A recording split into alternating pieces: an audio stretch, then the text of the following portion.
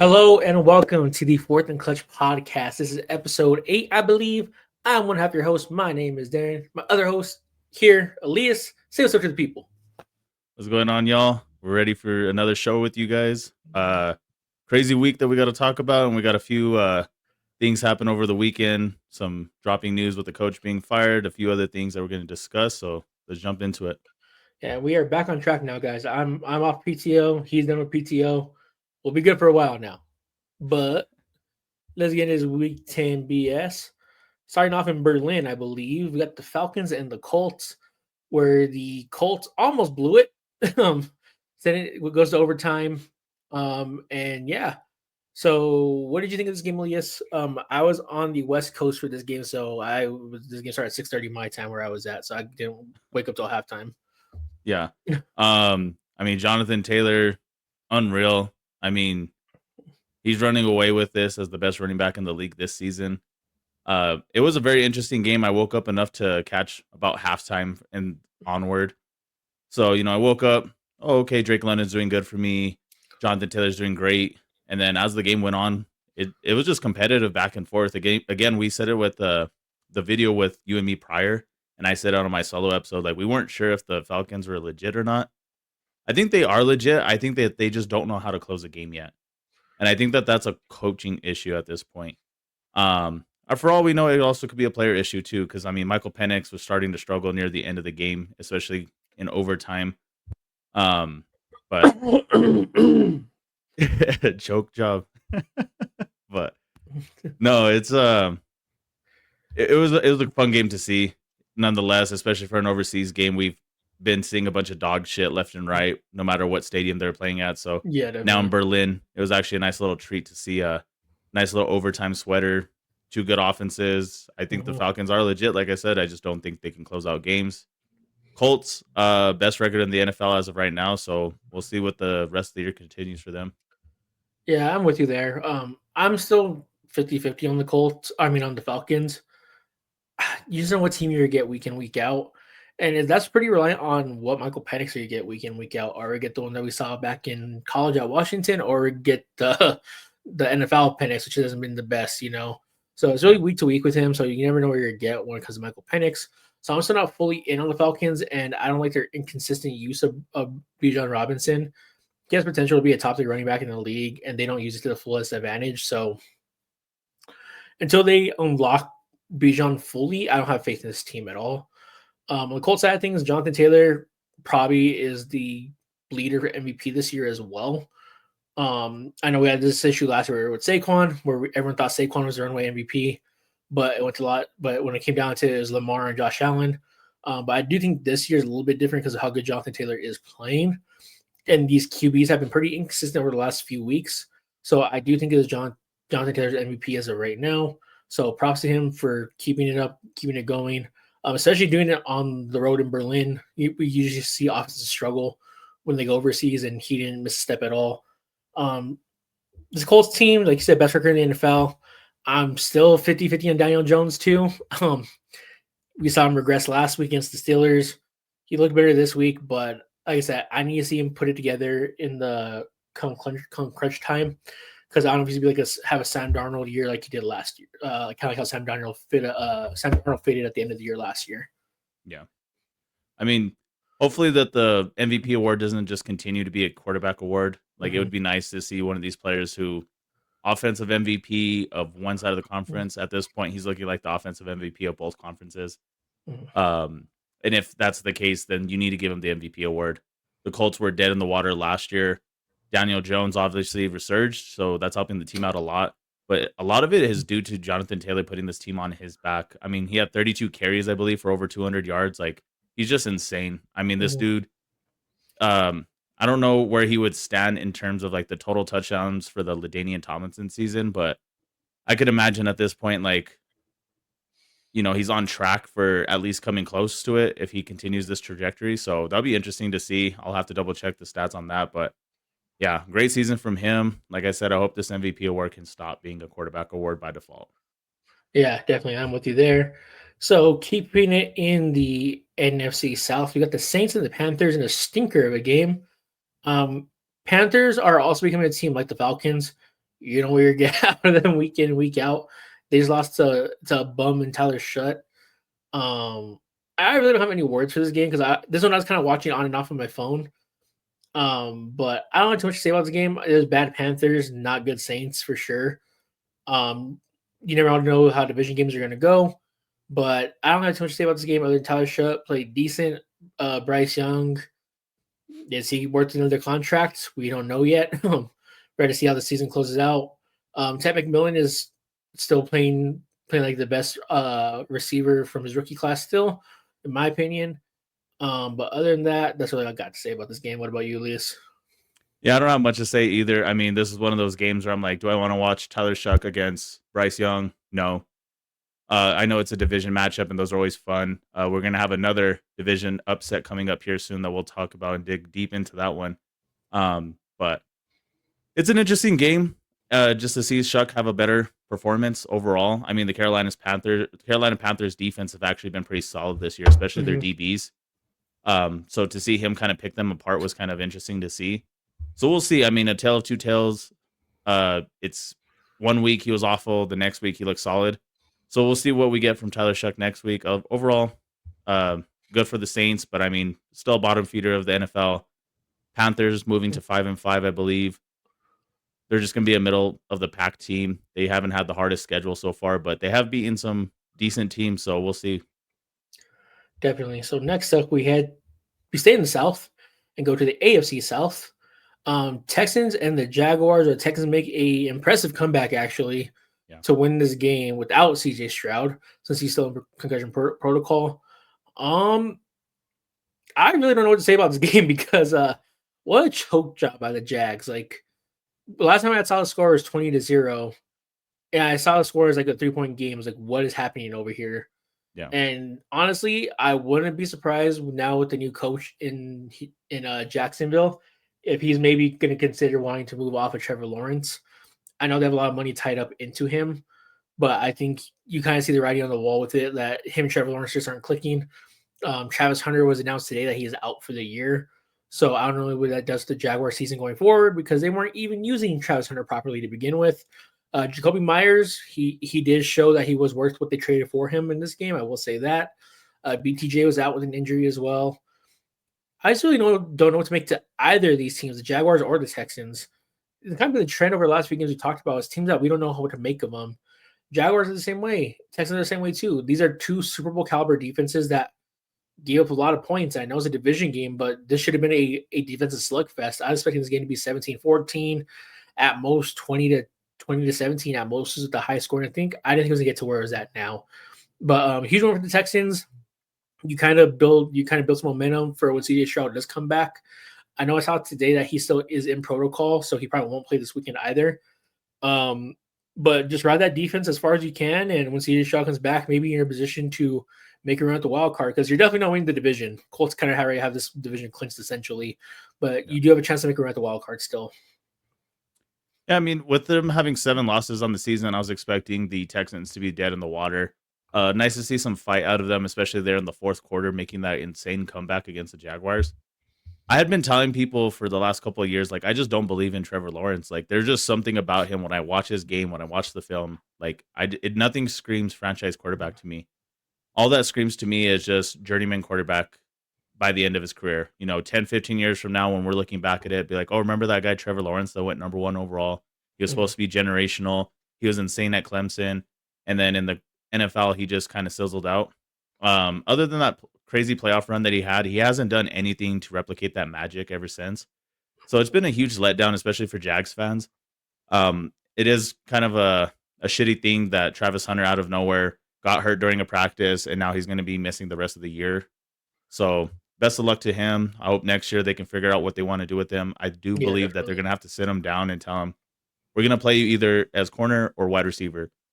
I believe he could do both, but in this league with the pace that it goes, like, you can't do it at the same time. He's just going to have to choose one of the positions and stick to that because I feel like he can be effective on either side of the ball. He just needs to lock in and pick one position so he can really excel at it. So, Jaguars, what a huge letdown from a hot start of the season. especially to lose the way that they did. Mhm. I know that they have a lot of injuries, but I mean, you look at the league, I think we're setting records for how many injuries we have this year. Definitely. So everyone's dealing with injuries. There's no more excuses. You lost to the Texans without a CJ Stroud. Davis Mills didn't look too bad. I mean, he looks like he's always looked. I had mentioned this in the last video of my solo video, is that he reminds me of like a Sam Howell. He's going to air the ball out 50 times, going to have a ton of yards, going to have some interceptions, going to have a few touchdowns. It just all a matter if the defense can lock up and hold Mhm. the other team, to a reasonable amount of points. And yeah, I mean, definitely wasn't expecting a shootout like this, but good for the Texans to come back. Yeah, definitely. So moving on, we got your Chicago Bears and the New York Football Giants. I'll let you go first on this one. I know it was a. I know you guys pulled it off, won the game. It was an ugly win for you guys, but you guys got it done. What are your thoughts and opinions on this game? I know Jackson Dart went out with concussion, or he went into protocol for the sixth time this year. We'll get to that later. Actually, we'll get to that later in the video. But what did you think of your Chicago Bears performance in this game? All in all, I thought it was probably our ugliest game that we've played all year long. Um, I want to say, I had mentioned this in a video prior that Caleb is clutch, and you gave me the craziest look. And yet again, he put this sorry ass team on his back. The Um, Giants.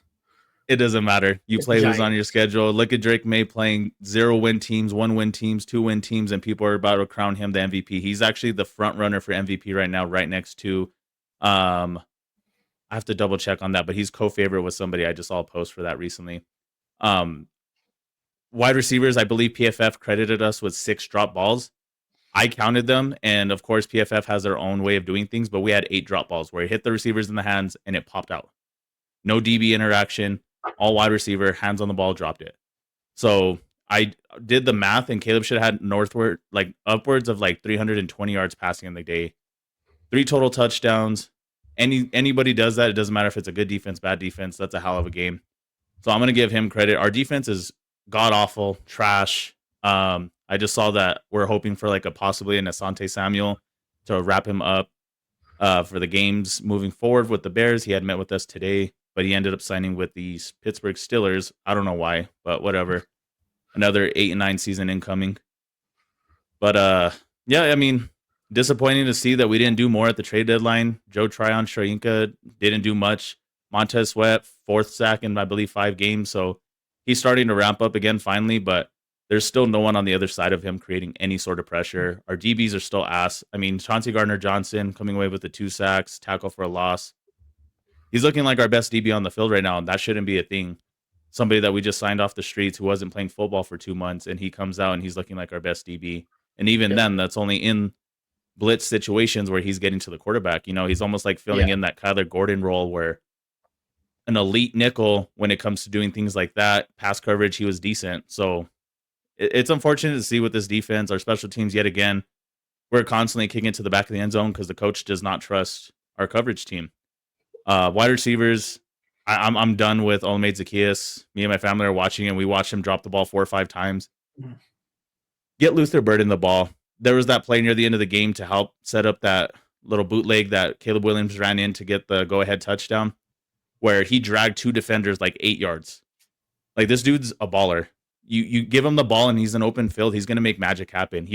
His pro comp, which was a lazy comp, in my opinion, was DJ Moore. And the more I look at it, like, he does remind me of a young DJ Moore, just a young, more energetic DJ Moore. Like, just get him the ball in open space and he'll just watch the magic happen at that point. Caleb, I thought this was a better game from him. I feel like he's showing a lot more progress. Ben Johnson, I feel like he had one of his worst play calling performances of the year. There were just certain situations where he should have done the complete opposite of what he did, or literally anything else than what he actually Mhm. called in that play situation. So I don't expect that to continue from him. He's been a great coach for us thus far. I think this was his worst called game. Even though we had 40 some put up on us last week by Joe Flacco and company, I feel like this was our worst defensive performance as well. Of course, the weather was something to take into account with the windy conditions. It was snowing. The field was sleek. So I'm sure that had something to do with a lot of the drop balls. I don't expect that to continue moving forward. But all in all, ugly win. We still managed to get it done. We got the Vikings coming up next, and it'll be interesting to see with us moving to second place in the division. If we beat the Vikings, I think it almost makes them dead in the water in the division. and solidifies us more to guarantee a top 3 spot. Because if we beat the Vikings, I don't think they're going to come back from a 4-7 record. And then with us moving to 7-3. Gotcha. Definitely feel that. From what I saw from this game, I was watching everything on Red Zone because we'll get to where I was at here in a bit. From what I saw on Red Zone, it was a like I said, ugly win for the Bears for sure. The Giants, I mean, everyone saw the news that happened. Brian Daboll is out. We're gonna cover that here in a bit. But yeah, man, this is just a team that they're just so full of injuries on the offside of the ball. No Malik Neighbors, Cam Scattaboo out. Jackson Dart was evaluated for his 6th concussion since he's started. He's only started six or 7 games now. The Giants' defense has been very lackluster this year outside of their front four. And even then, I thought this would be a game where their front four would absolutely eat on the Bears' offensive line. To be completely honest with you, I know you guys' O line has been playing better as the year's gone on, but I thought this was too elite of a defensive line to where you guys just couldn't stop them. And you guys did not say you guys stopped them fully, but you guys definitely didn't. You didn't let them wreck the game entirely for you guys. So props to you guys on that. Like you said, Ben Johnson didn't have his best play calling game here. You guys are still getting healthy on the offside of the ball as well. DeAndre Swift, I know, still hampering an injury as well. DJ Moore went out this game because I got 0 fucking fantasy points from him. So whoop-de-doo. Wouldn't have helped me anyway. But DJ Moore. One quick comment real fast before I forget about the defensive line. Caleb was actually pressured, I believe, the most in week 10. So the defensive line was unstoppable. Like, the play was snapped and they're in the backfield every single play. Caleb was just, and Ben Johnson called him this after the game for his press conference. He said that he's just Houdini. If you go back and watch, they've made a whole montage of just all the times that he escaped him. He's juking left and right. I mean, just his ability to escape the sack is insane. I mean, Brian Burns had a hand on him like several times. Dexter Lawrence got in there a few times. Everybody had a hand on Caleb Williams at one point, and they didn't bring him down a single time. So I just want to give him that props as well. Like, his ability to escape the sack is unlike anything I've seen from a Bears quarterback. But yeah, the offensive line played horrible. Defensive line actually played well. I think Caleb just escaped everything. So they still have probably, in my opinion, the best defensive front in football. It just, everything behind them is ass. So that's not going to help the Giants. Yeah, definitely not. But moving on, we have a shocker of a game here. Dolphins putting on the Bills. I don't know what to say about the Bills. Sean McDermott might be fired after this year. He's a defensive coach. His defense has not looked good all year. You should not be giving a 30 to the Dolphins, who have been struggling the whole year. Mike McDaniel keeps finding ways for reasons for him to keep his job. One week he looks like he's get fired after that game. Next week he keeps his job. So I don't know what to say about the Dolphins either. This is some poor performance out the Bills. Very, very poor performance from the Bills. Sean McDermott is probably going to be done after this season if they don't make it to the Super Bowl, in all honesty.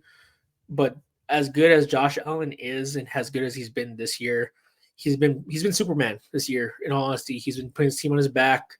Dalton Kincaid went out with the injury as well. He has literally no one to throw to at this point now that Dalton Kincaid went out. And he's just kind of fighting for his life to keep this team afloat. And Sean McDermott, update your LinkedIn. It's time. Josh Allen, Godspeed. Yeah, I'd seen a post on Twitter that Adam Schefter reported it. I don't remember. It might have been Jeremy Fowler that came out with the report that they believe Mike McDaniel's job is safe for the next year, that he'll at least be starting out as the head coach for next year.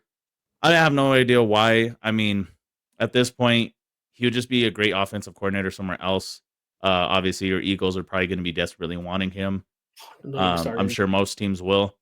But at the end of the day, I feel like you guys fired the GM. You guys need to reset a head coach. Don't do these half measures like I've complained about with my Bears over the last decade, where we fire one, keep the other, and it just doesn't work. You needed that synchronicity where you just hire both the GM and head coach together. Get the GM hired, let him pick his head coach out of the crop. Start with your quarterback fresh. I mean, I just don't believe Tua is the quarterback of the future anymore. Believe they need to move on, draft somebody this upcoming draft. Put him under Tua, let Tua play most of the year. If he fails to even meet expectations, then get the rookie quarterback in there. If not, sit him a year. You know, you're paying Tua over $200 million, so might as well get something out of him. And if he can at least help this quarterback develop on the bench, I feel like that's their best option. But I definitely think they need to get rid of Mike McDaniel, even with this great win. I do hope Sean McDermott gets fired because they had talked about, back then with Lovie Smith again about my Bears. He got fired on a 10-6 season, and it's the context of that is like failing to meet expectations. Like you were a Super Bowl team, and you guys are falling short, falling short, falling short.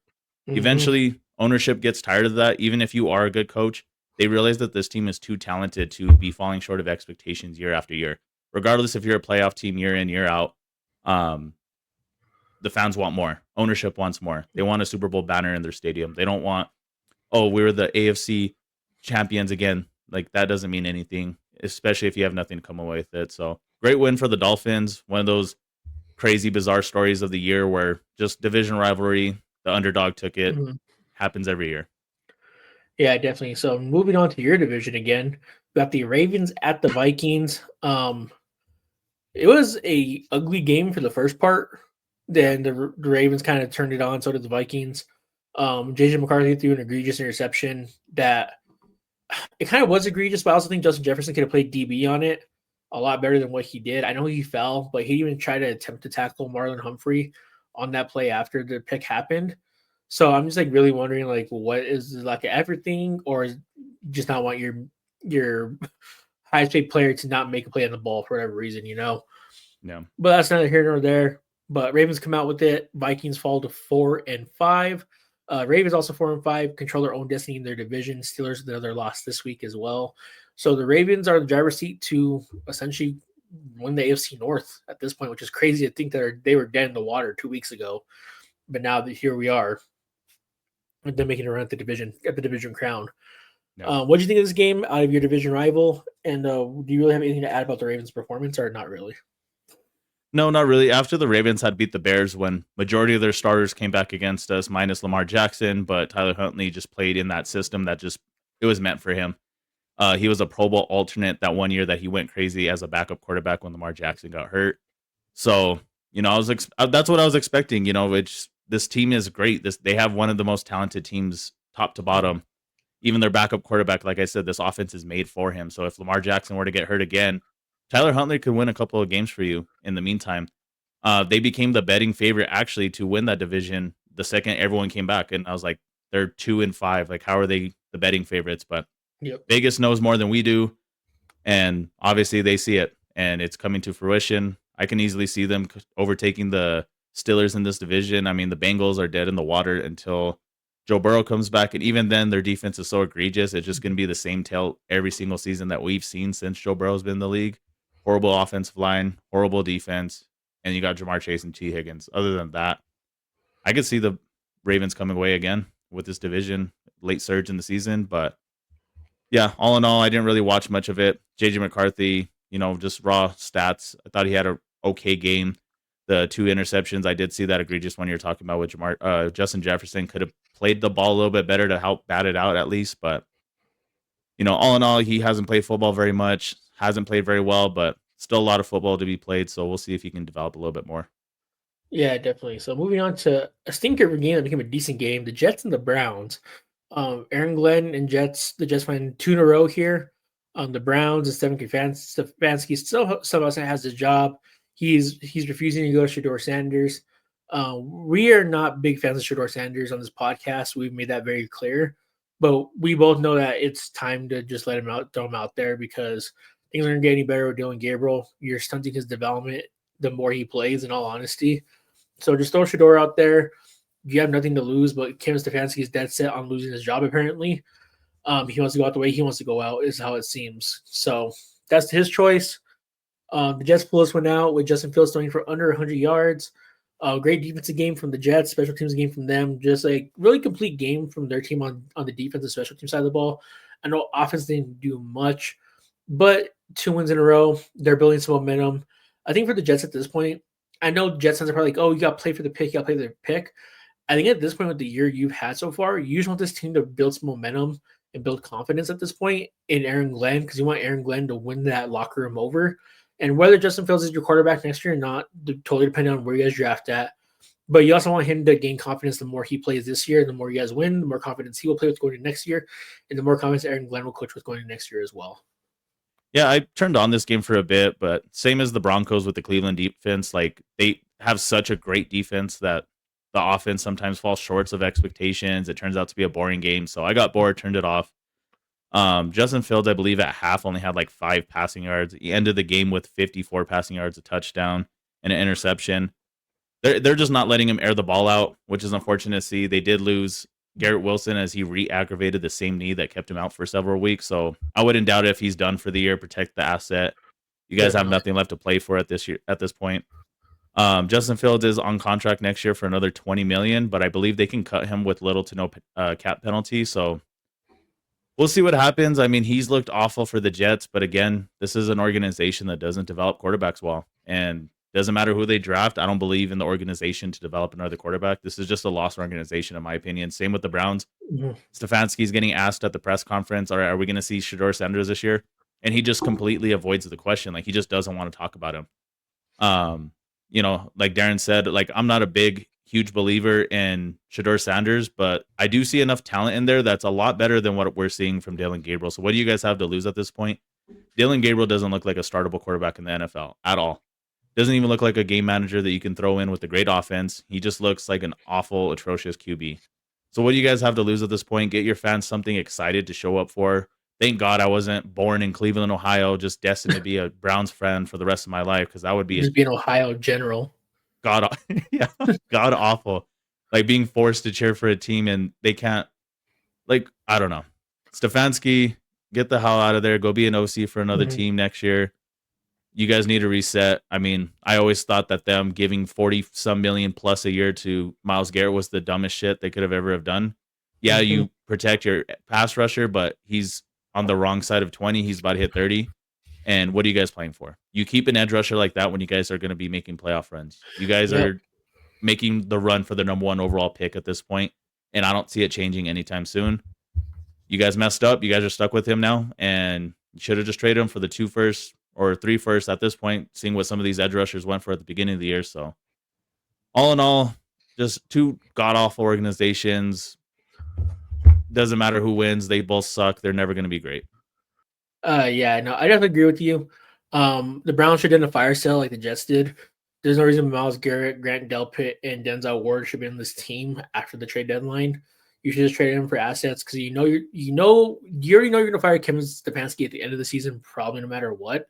So why not just go full rebuild mode, trade those guys off, get some picks out of them because people probably getting up 2 first-round picks for Miles Garrett. Probably we got a second. You probably got a second round pick for Denzel Ward, and Grant Delpit probably got you a 4th round and a player. You know, but you didn't do it. So now, if you're the Browns, continue just to be in hell. Um, Patriots and Buccaneers are next on the docket. Drake May pulls it out here. The Buccaneers are on a bit of a slide, a bit, I would say. They haven't looked like how they did the first few weeks. So losing this game is kind of big, especially with the way their division is. I know they still have a comfortable lead in it, but the way that they're trending is kind of. If I was a Bucks fan, I'd be a little concerned for sure. Bucky Irving still hasn't come back. No one really knows what his injury is like really like because everyone thought he was gonna come back this week, and then they say, "Hey, yeah, no, he's out again this week." So I don't know what his status is. Chris Godwin still needs to get back to full health. He just needs to get in game shape in general because he hasn't really played much football recently. Yeah. Um, but huge win out of the Patriots. Drake May pulls it off again. Travion Henderson finally got a touchdown. The That's a rival. That's a miracle. You just see you had to. Did you see he had to look at the sideline to get approval to score? You saw that, right? Yeah. His 2 touchdowns, one of them he had to like look at the sideline to make sure he can run it in. Yeah. So, props to you, Travion Henderson. You deserve that, buddy. I just would have ran it in personally. I just would have said, if you bench me next week, you bench me next week. I'm bringing this bitch in. Um, yeah, my tud. But yeah, but Bucks lose. They're on a bit of a skid. I do think they can bring it back as their division isn't the best, you know. But at the same time, it's like we said, we don't know what you're getting for the Falcons and Panthers week in, week out. Yeah. And if the Bucks continue to go on this downside, they could play themselves out of winning this division. And I think a lot of the issues with the Buccaneers is they have Igbuka and I've said this dozens of times. They're throwing to me, you, and Ibuka. Like they don't have anyone else. I mean, Kate Otten had himself a decent day, probably one of his better games of his career. Um, it's just hard. This Buccaneers offense is going to continue to like not meet expectations, and it's because they don't have wide receivers. They went from probably the most stacked wide receiver core at the beginning of the year, Mhm. knowing that Godwin was supposed to be coming back, to Godwin getting re-injured, Mike Evans getting hurt the second he came back from an injury. So Igbuka, I believe he's still fighting through that hamstring injury that he rushed back from. Like he got a hamstring injury, came back the very next week, and has played ever since. So good on him for toughing it out. So I feel like when you're playing the Bucks right now at this point, you're not playing them at their full strength. I'm not Yeah. taking away from the Patriots. I mean, hell of a win on their part. Drake May continued trend of just high completion percentage. He's good for his about 250, 270 yards passing, a couple touchdowns, and possibly an interception.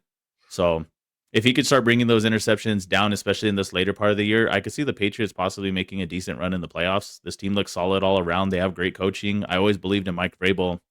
I Mhm. always, I had before we even hired Ben Johnson, my number one choice was Mike Vrabel because I wanted the proven head coach over who knows with Ben Johnson because we've seen it with these boy geniuses at offense, and we're like, who knows? They could work out and they might not. But I knew with Mike Vrabel, like we would get something of this where he can build a culture. He's a great coach. So good on the Patriots. It's nice to see them beat somebody of some caliber. Mhm. Versus like I was telling you earlier about the 1-win, 2-win teams. They played all of them except now they finally get to beat a quality team. So good on them. Patriots, you guys have a franchise quarterback. As of right now, he's still the best in the draft class last year. Only taking this year into account, obviously Jaden Daniels with the injuries, he still had a miraculous playoff run last year, so he's still up there for me. But we'll see moving forward. Definitely, definitely. So moving on, we'll go to the NFC West here. We got the Rams and the Niners squaring off here. The Rams pull it out. They pull pretty much put belt to ass in this one. Again, the Niners are just dealing with so many injuries. They still make games competitive, but they're fully healthy. This team would probably be competing to win the division. In all honesty, Yeah. but with there's a plethora of injuries. When they run into a team that's red hot like the Rams, there's gonna get out talented.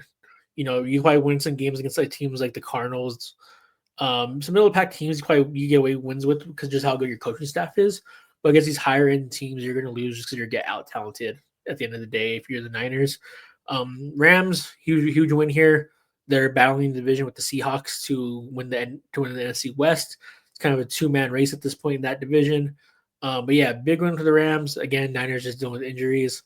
Not really too much to add to this game other than Stafford's probably playing at an MVP level as well. Possible Yeah. MVP candidate, definitely for sure. And my biggest takeaway from this game actually is Devontae Adams had more receptions and receiving yards than Puka Nakua. I'm shocked because Puka Yeah. Nakua played this game. So props to you, Matthew Stafford, for getting the ball to Devontae Adams. But anyways, what are your thoughts on this game? This is who I had forgot was the co MVP in that tweet that I'd mentioned with Drake May. They have Matthew Stafford as co MVP favorite with Drake May. Um, Most improved player, I would have to give it to Drake May, even though he didn't play a full season last year.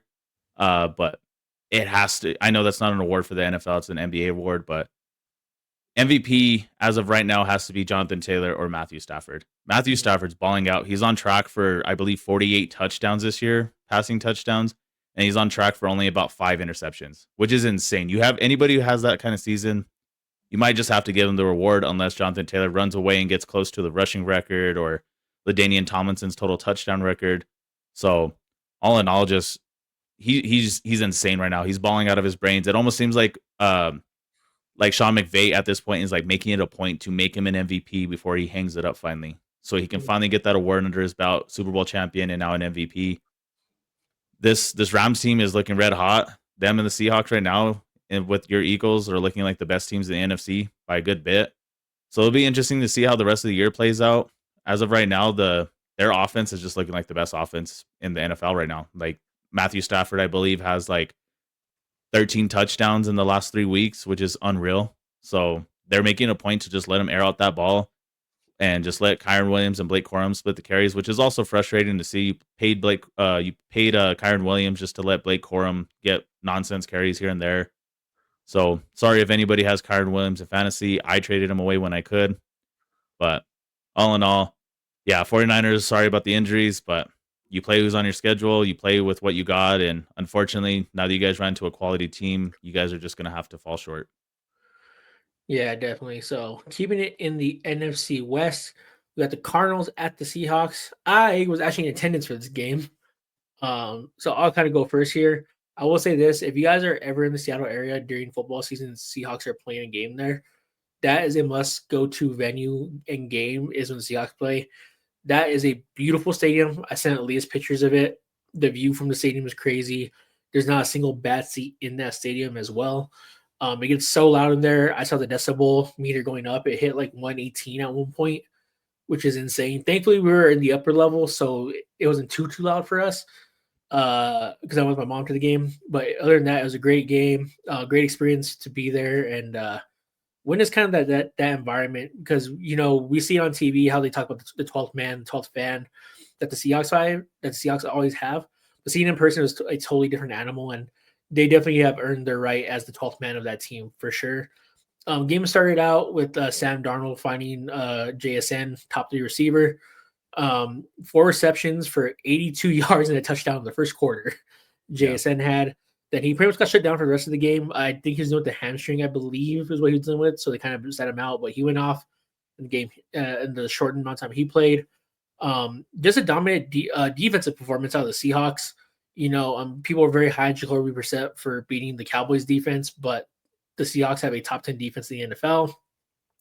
They're probably one of the most complete teams in the NFL, I would say, the Seahawks in general on offense and defense. It's just a matter of can Sam Darnold get it done later in the season, come playoff time. He's really be the X factor because I do think this defense is great. The offense has the talent. Cooper Kupp had a good game in this game, which is a great sign if you're a Seahawks fan. Great sign to see Cooper Kupp have a great game. Rashid Shaheed was there. He did play this game. They use him in a few gadget situations, but I think once he's there a little bit longer in that Kubiak offense, we're gonna see this team really become a three-headed monster at receiver with JSN, Cup, and Shaheed, and then even Troy Horton ascending this year as well. This would be a team that you probably don't want to play in the playoffs if you're any of these teams. And if I was the Rams and the Eagles, I would definitely be fighting for that first seed, so you don't have to travel to Seattle and let them use that 12th man to their advantage. Cardinals, you're probably done with Kyler Murray. You and I mentioned this a few weeks ago. We kind of predicted it that he'd be off this team next year. It seems like it's that way. Jacoby Brissett will be in for the rest of the year. Kyler Murray is out with a weird foot injury, even though he was doing perfectly fine in practice. We saw the film of that. So Kyler will probably be on his way to, I would assume, maybe the Jets. Raiders next year need a quarterback for sure. I see him going to any of those places. I don't know who else is going to be interested in him just because of his contract. And then Kyler Murray as a football player, as a leader, he's a talented football player, but he has shown that he can't be the guy to carry your team, carry your franchise. And he's not a leader. He's not a leader in the locker room either. I mean, maybe using like a change of scenery can kind of help resurge his career, like we've seen with some of these other quarterbacks. Maybe he's just done with Arizona. He's done with the organization. So hopefully, moving forward, he can kind of find that love of football again in a different team. I had seen a crazy stat like for these afternoon slated games. Like I believe it was like after the first quarter, after the first half, the score was like 73-6. Yeah, it was Like bad. it was just an all around ass whooping for all these afternoon slate games. It was 35-0, I believe, at the half with the Seahawks up. Defense was balling their brains out. Sam Darnold was actually turning over the ball a decent amount, which kind of led to the Arizona Cardinals getting a bunch of garbage time points. But if you watch this game beginning to end, it was utter domination. The Cardinals had no business being on the field with the Seahawks at this point. So yeah, I mean, in the playoff run, it just how far can Sam Darnold go? I mean, this team has all the talent. Like going into this offseason, I didn't think this team was going to be this good. Nowhere near this good. I didn't see them make any kind of acquisitions that was mind blowing. When they got Sam Darnold, I was like, oh, cool. Like, I saw one great year from him with the Vikings, and I was like, yeah, whatever, we'll see.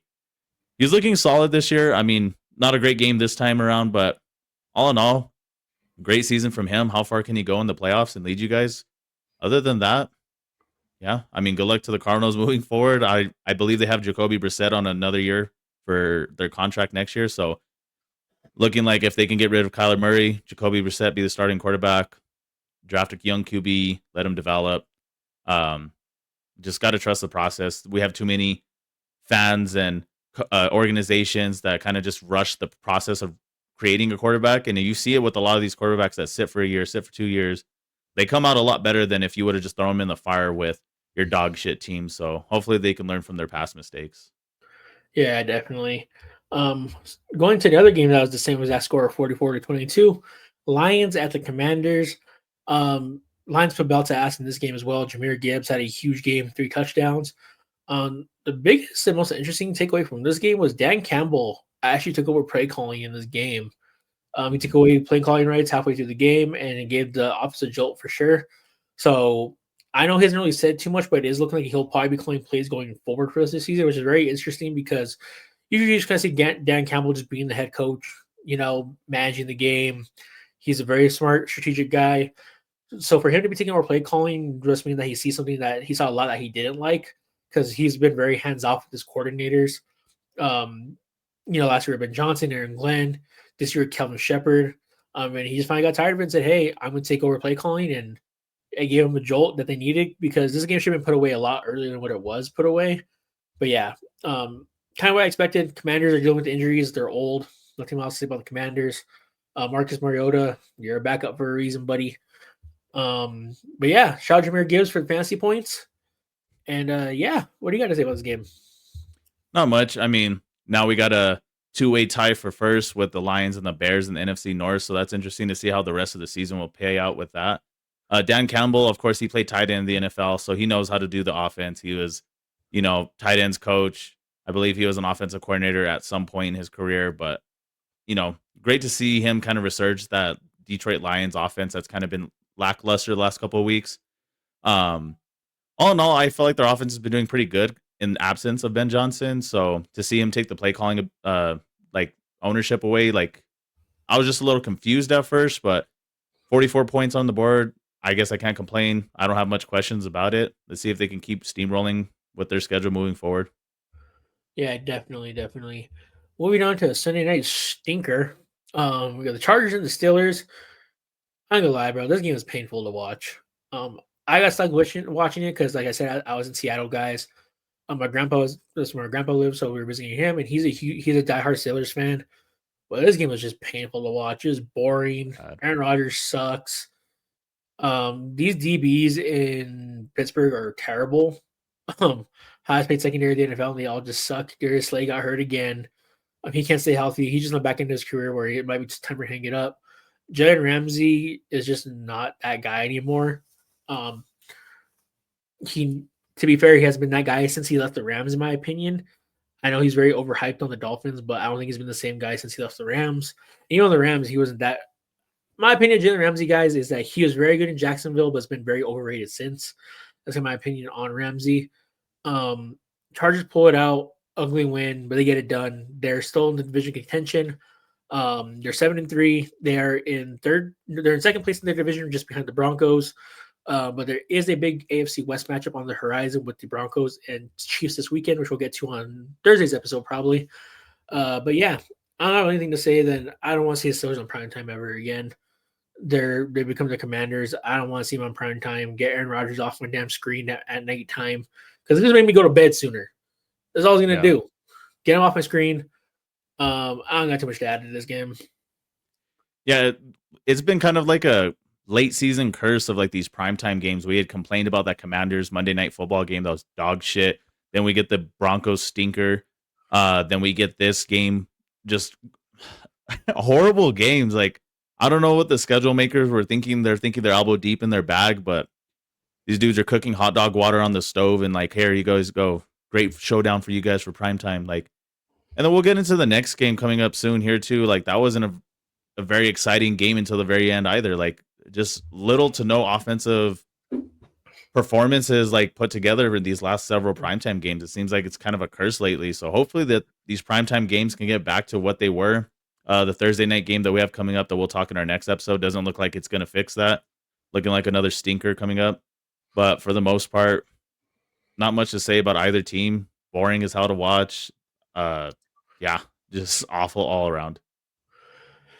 Definitely. Now, getting to Monday Night Football, my Philadelphia Eagles and the Green Bay fraud-ass Packers. This game, I don't have much to say other than our defense played their balls off. Jalen Phillips had immediate impact on this team, and Mhm. that's such a great sign for us. Because Jalen Carter has not been himself this year. He doesn't look like he's in football shape at all. Is what it really seems like. His effort isn't there. So acquiring Jalen Phillips has been huge, and I think that will unlock Jalen Carter. I think more as the season goes on. But shout out to Jalen Phillips for making immediate impact. This defense looks like a Vic Fangio defense again. Kevin Patullo, I hate you with every fiber in my body. We need to ship you into Frieza's death ball because I hate you so much, so much, Kevin Patullo. Our offense is just we run the same set of plays until something breaks open randomly. That's really all our offense is. He just keeps throwing shit at the wall until it eventually sticks, like the Devontae Adams touchdown or the Devontae Smith touchdown was, which was it was just broken play and it just happened to work out, you know. But Kevin Patullo, I'm sick of you. Like I said, we'll send you in Freeze's death ball. Brian Daboll, you're available. We need an OC. We Yeah. definitely need OC here. So come here, sign the contract. You got about 6 weeks left to get the shit back together for us before I go out there and handle the shit myself. The Packers, you guys just have frauds. They're a great defense. Don't get me wrong. I actually do think the Packers defense is legit. But that offense is just whew. At this point, I was for the first part of the season when they started playing bad, things started to go downhill for him. I was like, it's a Matt LaFleur issue. But then the more I watch these games, it's a Jordan Love issue with this Packers team. I watched some of the All 22 today because I had a lot of time on my hands today. Um, the, Jordan Love is just not making good reads, not making good plays this game. He took two egregious sacks, plus he had a fumble, and he kind of played himself out of this game. He left 6 points on the board with the two sacks he took. I'm really in the belief that Matt LaFleur is ended up getting fired this year because of Jordan Love's performance. So, hey Philly, hi Matt LaFleur, just get an OC in Philly, man. Just get real OC in Philly. But Matt LaFleur will probably be a head coach honestly next year. I think if he were to get fired, I Yeah. think he'll be a head coach right away. I don't see him going to go be an OC. I think he'll be a head coach right away, no matter what happens. But Jordan Love, you are terrible. You're so inconsistent. It's not even funny at this point. The thing that sucks for the Packers is like if you're a Packers fan that feels the same way I feel about Jordan Love, you're kind of stuck with him. You just paid him. You are stuck with him. That's why I said he's going to get your coach fired. I know there's a lot of injuries you're dealing with. I know Tucker Kraft is out. I know Matthew Golden is out, but he hasn't been that good this year. Romeo Dobbs went out late in the game. But Jordan Love missed so many throws this game. He threw 36 passes, complete 20 of them for under 200 yards passing. I know Jalen Hurts didn't throw for over 200, but he didn't throw as many passes as you did, Jordan Love. And it's kind of our shtick to not throw for over 200 yards in Philly this year, apparently. But when we do, it looks good. But it didn't look good this game either because we threw under 200. But yeah, Packers suck. Elias, you're welcome for giving you guys second place in the division. You can just DoorDash me some food tomorrow. It's cool. But yeah, what do you guys say about your division rival? I'll save a lot of the opinions because we do have a topic coming up about the Packers' woes. But what I do have to say is just, yeah, Jordan Love hasn't played well for ever since it kind of got out of that bye week. He's just been atrocious. Just not taking care of the ball, making poor decisions. This dude should have a lot more picks than what he does. He's getting bailed out by DBs not having hands, hence why they're defensive backs and not wide receivers. But this has always been the issue. The Packers just don't know how to acquire wide receiver help. Ever since Devontae Adams and Jordy Nelson days back then, you can go even further back. But ever since then, like they don't know how to draft a receiver. They continue to draft these twos. Matthew Golden, when he was coming out of the draft, I looked at his like player profile. And nothing screamed wide receiver one, wide receiver X. Like it all just screams like a slot receiver, a wide receiver two, and that's all this team has. Like I know you're going out with no Jaden Reed, no Matthew Golden. Romeo Dobbs has been playing hurt. You lost Tucker Kraft. Like regardless, what were you getting with those players? Tucker Kraft arguably was a top 5 tight end in the league, yes, but that was because you were force feeding him the ball, play in, play out. So without that, like he would have just looked like another average tight end on the field. But he's been balling out this year. I have to give him his props where props are due. Luke Musgrave, another high end drafted tight end that you guys grabbed, you guys Mhm. still don't use him. I had saw that he was one of the most picked up players in fantasy after Tucker Kraft's injury. You got I nothing thought out about of him. grabbing him. Yeah, so 176 passing yards, a fumble lost, should have had a pick that got dropped. This dude's just been atrocious. He hasn't played well at all. I feel like this was more of Eagles playing down to the competition of the team that they're playing against. Like I feel like you guys played one of your worst games of the year. You guys still come away with Definitely. it because you guys are a good football team. You guys are well coached, minus Kevin Patullo. But yeah, this was you guys just playing down to the level of your competition. I do believe you guys exposed them. It might look skewed because like, oh, they held the Eagles to 13 points and we could have tied it at the end of the game. No, it was it was not like that whatsoever. You guys played one of your worst games, and it still came down to a 10-13 victory with the Eagles winning. So that's all I got. Yeah, to add on one last thing about the Eagles, this is also Nick Sirianni's worst coach game, I think, in my opinion, that he's had in a Yep. while.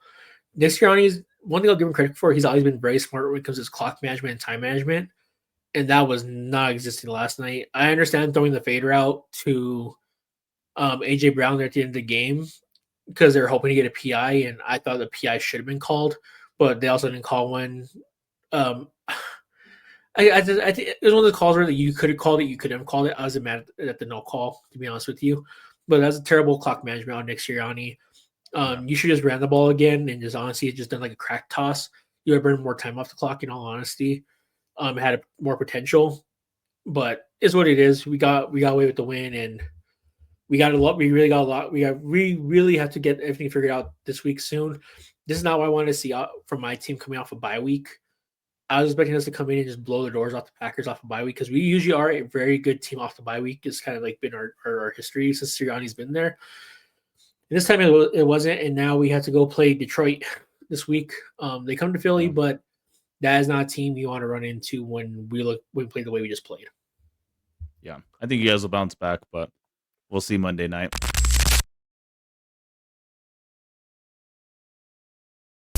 All right, guys. So coming up next, Brian Daboll got canned. Um, so he got fired. He needs to update his LinkedIn for sure. Get that fixed, buddy. But yeah, Brian Daboll gets fired. I I want to say I'm not surprised that he got fired, but I thought he'd get the rest of the year to finish it out.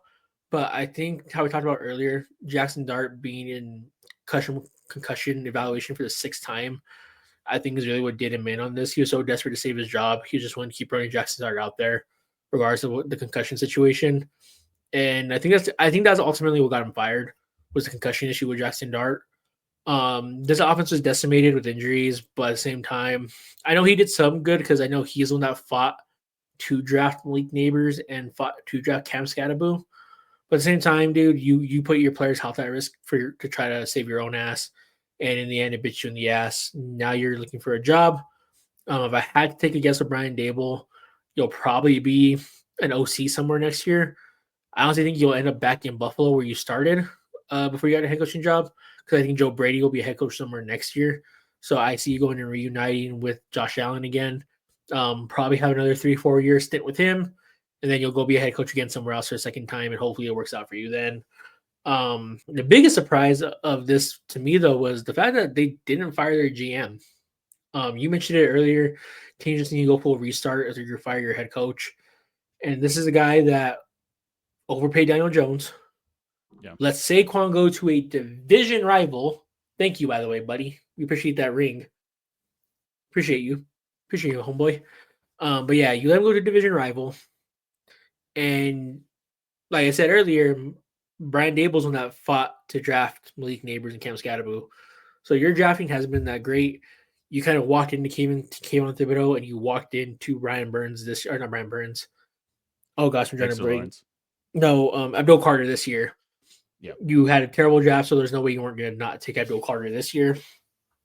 Where the Giants go from here, I don't know. I really don't know who. This is a very intriguing job to take for sure because you have Jackson Dart, Malik Neighbors coming back this year. You have Cam Scattaboo. You have a higher end pick again, so you're probably gonna go offensive heavy again as well. You're probably gonna take another wide receiver if I had to guess. If I was them, I'd go get Carnell Tate from Ohio State if I was them. But yeah, what do you think about the timing of the firing? I know you agree with the firing for sure, but were Yeah. you surprised that he didn't get till the end of the year? No, you know what this was reminiscent of? It was the Bears last year with Matt Eberflus, you just lose a few of these games in a row where just Mhm. otherworldly fumbles where you just can't close out a game. I mean, up 10 points, you're up 2 scores with 4 or 5 minutes left in the game. Caleb Williams picked you apart, decimated your defense. And then, of course, we see Russell Wilson step in. I don't know why they have uh Jameis Winston on the bench. Like, why'd you He's never guys he's sign him? never You guys even should have just he's been traded playing. him. If you guys are gonna keep Russell Wilson just going in on games and he hasn't done shit since you guys have required him, why not give Jameis Winston a chance? I am a firm believer. I'm not a delusional Bears fan. I hope that I've at least displayed this on this channel so far. I'm not delusional at all when it comes to a lot of the things with the Bears. I am a fan, but I can read the writing on the wall. We probably would have lost this game if Jackson Dart continued to play. He was running all over us. They kept doing these designed runs, even on a lot of these passes. It almost seemed like his first read was, I'm just going to glance to somebody, but I'm really going to run. Mhm. Like, he didn't really want to have a whole lot to do with passing the ball near the end of the game. At the beginning, he was lining our asses up. I believe they got their franchise quarterback. I really do. I think Jackson Dart is legit. Um, can this team manage a quarterback? Can they develop a quarterback? To be determined. They let Daniel Jones walk off, and he looks great with the Colts. So we'll see. To be determined. Brian Daboll, I think he got fired because they just can't close out these games. Again, Mhm. I agree with you. That's not something that I considered until you said it was the injuries to Jackson Dart. Hey, we need to protect our assets. Um, Hopefully, him and Cam Scatterbo can learn that you do not play football this way. We had said it in one of our first episodes, and we're we can't predict the future, but it was just a matter of time that they're gonna get hurt. Obviously, Cam Scatterbo with the ankle injury was just a freak of nature thing, but Jackson Darkin's continuing to suffer concussions or being in concussion protocol consistently. Like, it's that's what's gonna happen. You run and lead with your head. You need to learn how to slide. That's one thing that I do give Caleb Williams and some other quarterbacks around the league is they know how to get down. Mhm. They know when to run as a last resort or when they can, but they don't run as a primary option. You're seeing it even with Lamar Jackson. Like, he hasn't looked himself this year. I mean, he's not running the ball nearly as much as he was in previous years. Like, your body gets worn down as the years go on. You've seen it with Cam Newton. You've seen it with RG3. You've seen it with other quarterbacks in the past where start out and their windows are extremely tightened because they just choose to run the ball time and time again. It deteriorates their bodies, and he's going to have to learn how to defeat teams with only his arm and very little use of his legs if he wants to continue playing the NFL for a long time, because it's scary to see going into concussion protocol 6 times in a single season when you only played 7, 8 games. So Yep. hopefully moving forward, he can get that figured out. I don't know how Schoen still has a job. I don't think he's a great GM. I mean, I do believe he's drafted well. Don't get me wrong. I mean, a lot of these draft picks seem like they're going to be working out, but he's not really getting much in the later rounds minus the Cam Scatterbo. It seems like the upper Mhm. part of the draft, he is getting some solid help. But of course, when you're drafting near the top of the draft, you're grabbing the blue chip players. You can't really fail at that, or at least it's hard to. So I don't know. I think another half measure. I would hope that the GM gets fired at the end of the year. They restart there. I don't think they want to touch anybody from the Bills offense, Joe Brady at the end of the year. So we'll see. I mean, there's going to be some good candidates coming up in this offseason. We'll see who they take a few looks at, but all in all, just I agree with you. He's going to probably get an OC job somewhere else for a couple years, get another shot as a head coach, and hopefully he picks his spot a little bit better. Yeah, definitely. I very am curious where the Giants go from here because, like I said, it's a very Bears like situation from last year where you have a lot to work with. There's a lot of interest there, especially the picks that you have available to you coming to next year. So it's very interesting who's gonna be interested in that job. I know one name that's how floated out there today that kind of piqued my interest personally was Lane Kiffin at Ole Miss. The Yeah. only issue with that though is Lane Kiffin is linked to like every single college football opening right now. He's linked to LSU, he's linked to Florida, but at the end of the day, he might not even want to leave Ole Miss. If they go on a title run this year, he might just stay there. We don't know. I don't know how Lane Kiffin would do at the NFL level. I do think Lane Kiffin is one of the best football minds in general at any level. It would be interesting to see him reunite with Jackson Dart since he coached him in college. That'd be a great pairing, I think. But at the same time, we've seen some of these top NFL coaches or top college coaches go to the NFL and they don't really succeed. because it's a totally different ball game in terms of leading the locker room of men versus the locker room of, these kids already respect you because you offered them a scholarship type of deal. Yeah. So it's two different worlds. Very curious where the Giants go from here. As an Eagles fan, I hope Joe Schoen keeps his job. Hope he stays there for a while. You know what I'm saying? That's just my take as an Eagles fan, as a biased Eagles fan. Hope they keep him for a while. But Brian Daboll, come down to Philly. I'll hire you tomorrow, bro. I'll hire you tomorrow. I'll send you the contract tonight. You're older, so you probably do fax still, but I'll fax you the contract. You're hired. No interview needed. Kevin Patullo sucks.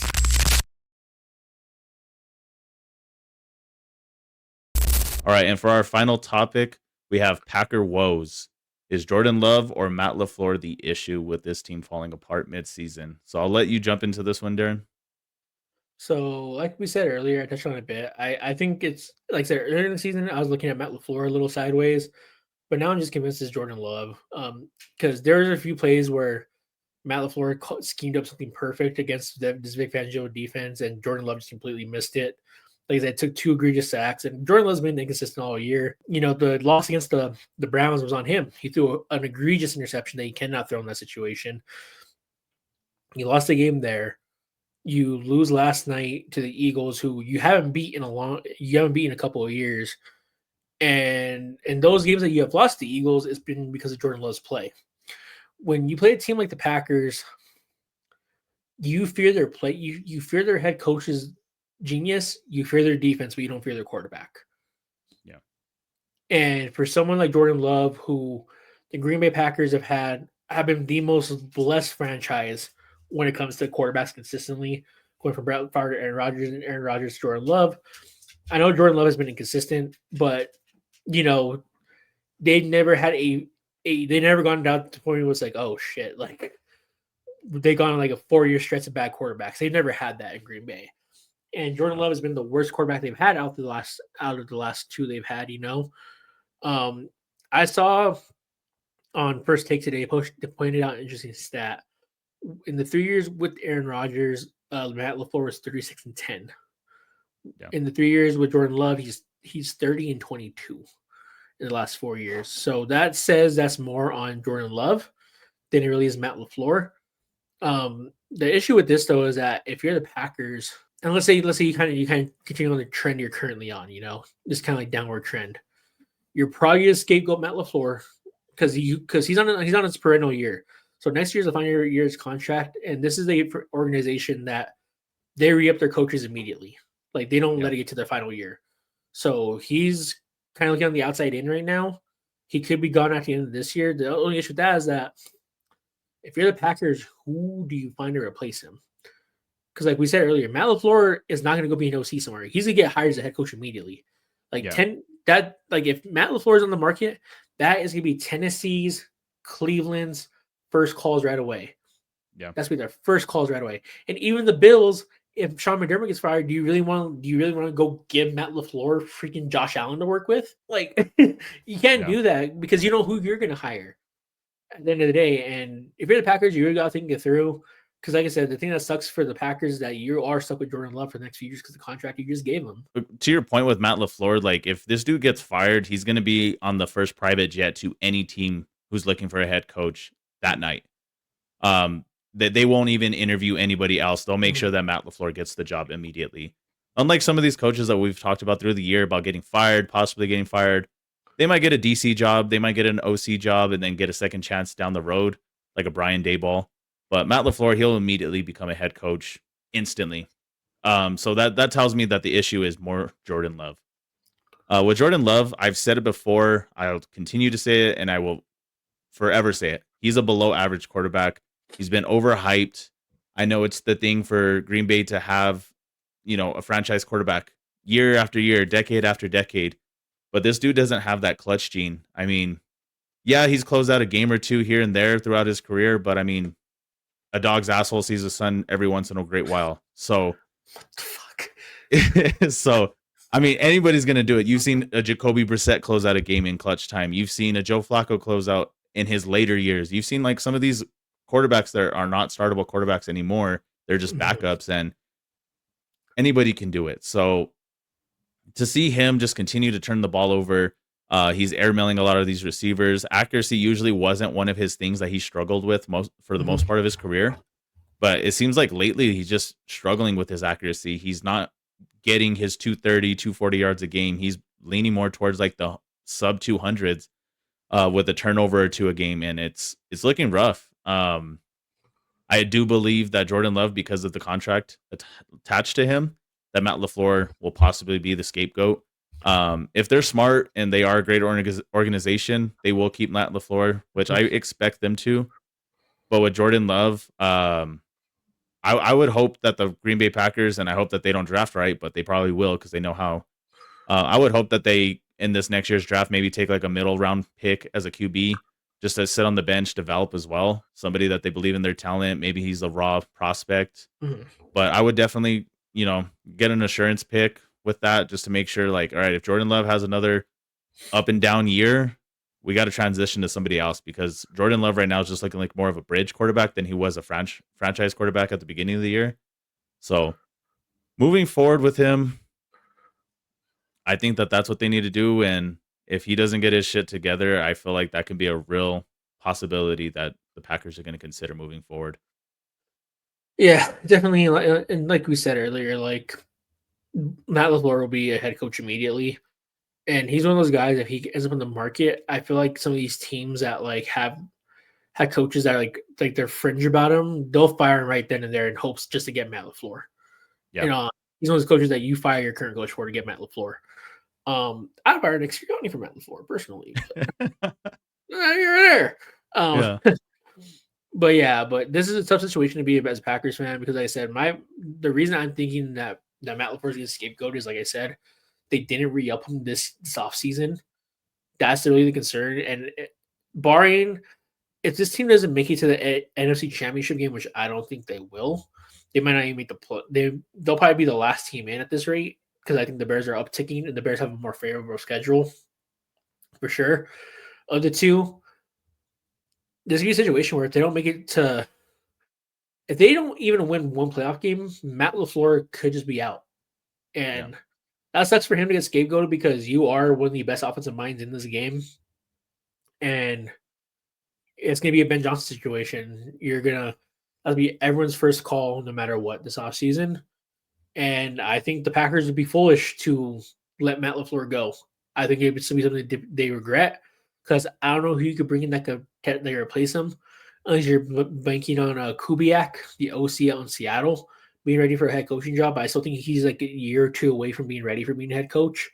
Me But too. unless they're banking on someone like Kubiak coming in and he's a home run hit, then so be it because Packers have a tendency to hit home runs. They are, like you said, I hate to give this team credit because I don't like the Packers. They're in my division, but they are one of the best run organizations in all of football. Yep. That's no secret. The only thing they really lack at is they hadn't drafted a receiver to save their life. That's on them. But other than that, man, Jordan Love, your inconsistency and your woes have been on full display this year. And the games you guys have won and dominated has been because of your defense, not because you played good. It's because of the defense playing so good. And like I said earlier, that week one win against the Detroit Lions is looking real fluky right now. Yep. Very fluky. It's like the So Dolphins win over the Bills, just a division matchup. Throw the records out, throw the everything out the window. I mean, anybody can win any given Sunday. yeah, definitely. So real quick before we wrap this up, I kind of want to do this real quick. I know it's kind of throwing a wrench in here, you know. Let me see here. Let me just pull this off to the side. Let's go over the Packers schedule and kind of see where you think they're gonna land, okay? Okay. So they're at New York this weekend to play the Giants. I think we both have the Packers in that one. Yep. Then they got Minnesota at home. Did they already play this year? I can't remember off the top of my head. They did not. This is their first time meeting this year. I believe that they'll split those. It seems like they typically always split them. So I Split. definitely I'll give the Packers one. I'll give the Vikings the other one. So all right, 2-1. They after the Vikings, they go to Detroit. They play Detroit. I think I got Detroit in that one. 2-2. Then they got the Bears at home. Yeah, with the Bears, I feel like we're gonna split it again this year, like we did last year. I was hoping for the Bears to possibly sweep them this year, but Packers defense is legit. I think we'll split it again with them this year. So they have of their last 7 games, 4 of them are against division opponents, right? Yeah. That's not ideal for any team. But the thing is, outside the Giants, their other 2 non-division games are very tough. They got Baltimore at home, which that's a very losable game. Yeah. And then another very losable game is they got to go to Denver to play the Broncos. That Broncos defense, which is a bad matchup for Jordan Love. But not only that, you going to Denver, as people that live in New Mexico, our altitude similar to Denver. That thin air in the winter is no joke at Yeah. all. And you have to go play Denver at home against that Denver defense that they're on record pace for most sacks in the year. And my biggest gripe with the NFL is why don't every team have a dome at this point? Like weather shouldn't be I mean, it's always been a thing. Weather's always been a factor of football, but Don't be that guy. like some of these games are like getting delayed, they get canceled, or not canceled, but they'll get just almost like moved to like a later window because of how long they get delayed because of weather. But yeah, I mean, it's a part of the game against Denver. I think they'll lose that game. Against the Ravens, for whatever reason, I could see them beating the Ravens. Like it just seems like one of those games where the Ravens might come in lackluster and they just lose. Like something in my gut just tells me that the Packers are just going to beat the Ravens. But I do think that they'll lose to the Broncos because that defense is just unreal. I think that's the best defense of football at this point. I think Bo Nix will do just enough to get it done, like he's been doing. I mean, it hasn't always looked pretty, but they end up coming away with the win. Yeah, definitely. Because as of right now, that game has a TBD on it for the 28th. So I'm assuming they'll either flex that one into the Sunday. They'll probably flex that one into the Sunday night game. Yeah. So in their final 8 games, or 4 division opponents outside of the Giants, the 2 points are very tough. Yeah. I can see them going 3-5 down the stretch here with the way Jordan Love's playing. I know that defense is really good, but you'll probably split with your entire division. You already won the first game this year with the Lions, so I would take the Lions at home in Detroit, especially with Dan Campbell taking over play calling. I do think this Lions offense will be a lot better. So this team might realistically go 3-5 and miss the wild card. And the thing that's scary about that though too is if you're in the NFC North, every game counts at this point for every team. Yeah. Every game counts. And like I said, the Packers had the toughest stretch of games out of your entire division. That's why I had them not making it into the playoffs this year. And if you don't make the playoffs, if you're the Packers, then I think we will 100% see a Matt LaFleur firing at the end of the year. Yeah, I could see them going possibly 4-4 to finish out these last 8 games.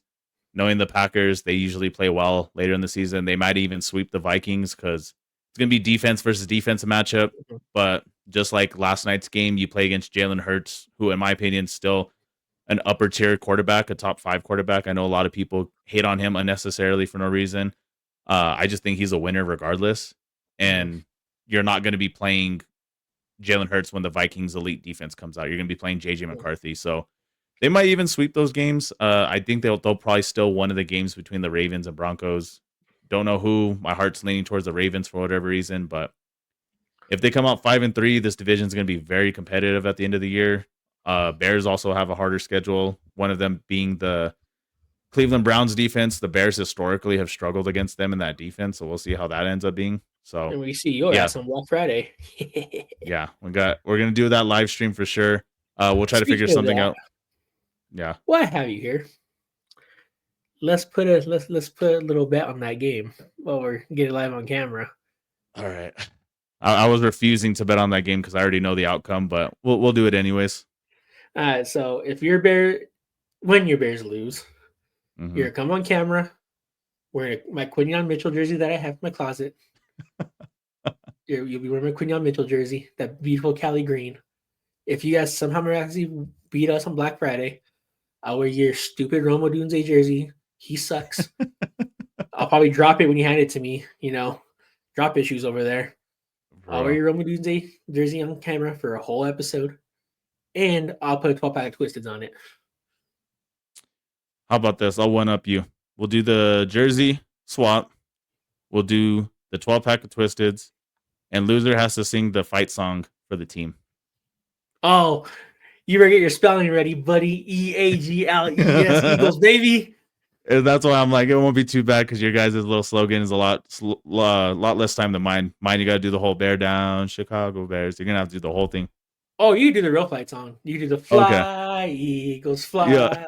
Da, da, da. We'll do that then. All right. Virtual handshake. Yeah, It's a my bet. boy. All right, chat or put in the comments. You guys witnessed this. It's confirmed. And if you don't live up to the bet, you have to run a beer mile. Oh yeah, no, I'll definitely live up to it. I'll keep my word on the bets. All right, guys. Bets are locked in for Black Friday games. We're gonna be busting out more content now, guys. Now that we're both back in town, we're on a good schedule now. Thursday we'll have the week 11 predictions. Next week we'll have a lot going on because the following week is Thanksgiving week. So we'll try to pump out as much content as we can then because we don't know how recording schedule will be. We'll keep you guys going forward on that. Keep you guys updated going forward on that one. But again, thank you guys for continued support on my solo episode, his solo episode. And let us know in the comments too, based on those episodes. Do you want Elias to do more fantasy content, and do you want me to do more college football topics? Let us know if that's something you guys want to see us do, because we could bang out a 10-minute video for you guys. Just get it out there if you guys are interested in those topics. But yeah, thank you guys for the support. Thank you for funding our vacations. We appreciate y'all. Elias, you got anything to say to people before we get out of here? Yeah, one quick note. I was trying to avoid this as long as I could, but I gotta eat it. When it comes to my fantasy picks, I was about 50-50 on the split for my boom and bust. Hit half, and the other half did not.